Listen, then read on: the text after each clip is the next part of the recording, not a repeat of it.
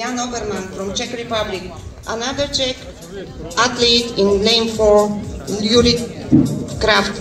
Lane 5, Milan Ziric from Serbia. Lane 6, Stelian Železo from Bulgaria. Lane 7, Wim Erkens from Belgium. Lane 8, Maurizio Armando Giuliani from Italy. And in lane 9, Zaza Giuliani from Georgia.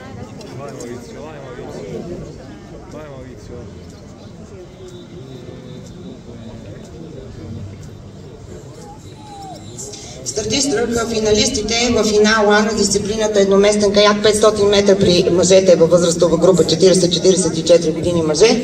В първи коридор е представителят на Полша Карл Гарбат, във втори коридор Стефано Русо от Италия, в трети коридор Ян Оберман от Чехия, в четвърти коридор Юри Крафт от Чехия, в пети коридор Милан Зирич от Сърбия, шести коридор Стелиан Железов от България, седми коридор Вим Еркенс от Белгия, осми коридор Маурицио Армандо Джулиани от Италия и в девети коридор грузински представител Заза Giuliani.